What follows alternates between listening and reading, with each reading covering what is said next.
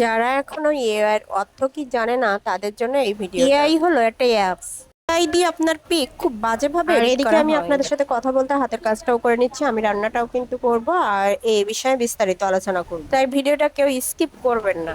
এই ভিডিওর মাধ্যমে আমি আমার সব আপুদের উদ্দেশ্যে একটা কথা বলতে চাই। দেখো বোন, তোমার সতীত্ব এবং নারীত্বের কিন্তু অনেক মূল্য। একটা ছেলে যে কলঙ্ক নিয়ে বাঁচতে পারে, একটা মেয়ে কিন্তু সেই কলঙ্ক নিয়ে বাঁচতে পারে না। কারণ একটা উদাহরণ দেই, কিছু মনে করো না, একটা ডিভোর্সি ছেলে কিন্তু খুব সহজেই ইচ্ছে করলে বিয়ে করতে পারে বা বিয়ের আসরে বসতে পারে, কিন্তু একটা মেয়ে কিন্তু তা পারে না।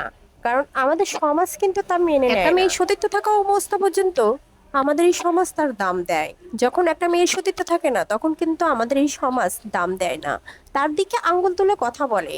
তখন কিন্তু এই কলঙ্ক নিয়ে একটা মেয়ে বেঁচে থাকাটাই তার জন্য অনেক কঠিন হয়ে পড়ে। এখানে কিছু তেলাপিয়া মাছ দেখতে পাচ্ছেন, এগুলো বাজার থেকে কিনে নিয়ে আসছে। আমি কিন্তু বাজার থেকে মাছ কেটে আনি না, কারণ বাজারে কাটা মাছ না আমার পছন্দ হয় না, তা আমি বাসায় এনে পিস পিস করে কাটি।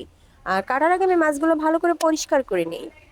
আর এখানে আমি কচু শাক গুঁড়া চিংড়ি মাছ দিয়ে রান্না করছি, আর ডিমের পুডিং তৈরি করব বলে এই যে ক্রামেল করে নিচ্ছি, আর এই দুধটা জাল দিয়ে নিচ্ছি, এটা দিয়ে ডিমের পুডিং তৈরি করব। তো যেটা নিয়ে আলোচনা করছিলাম আপনাদের সাথে, একটা মেয়ের কিন্তু সতীত্ব থাকা অবস্থায় আমাদের এই সমাজে অনেক দাম আছে। কিন্তু যখন একটা মেয়ে সতীত্বে চলে যায়, তখন কিন্তু এই সমাজের কেউ আহ মেয়েদেরকে দাম দেয় না, মূল্যায়ন করে না, সবাই অনেক আঙ্গুল তুলে কথা বলে। এখানে তোমাদের কোনো দোষের কথা আমি বলছি না, আমাদের সমাজে কিন্তু কিছু নোংরা প্রকৃতির মানুষ আছে, আর তাদের মন মানসিকতার জন্যই ম্যাক্সিমাম মেয়েরা কলঙ্কিত হয়। তাই বলি কি বোন, একটা ছেলের ইজ্জতের থেকে একটা মেয়ের ইজ্জতের কিন্তু অনেক বেশি মূল্য। আমার এই কথাগুলো বলার একটাই উদ্দেশ্য, এই এআই নামক অ্যাপস দিয়ে খুব বাজেভাবে ফটো থেকে ভিডিও তৈরি করা সম্ভব। হয়তো এটা অনেকে জানে না, আবার অনেকে জানে। তাই আমার মা বোনদের কাছে আমার একটাই রিকোয়েস্ট, নিজের পিক কেউ আপনারা এভাবে আপলোড দিবেন না।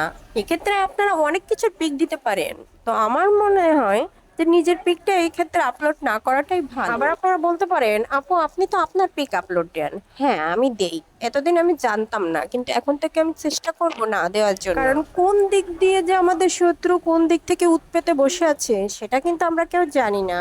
আপনার এই পিক দিয়ে এআই এমন ভাবে ভিডিও তৈরি করে দিবে, আপনি কল্পনাও করতে পারবেন না যেটা আপনি না। আর এটা আপনি কারোর কাছে প্রমাণও করতে পারবেন না।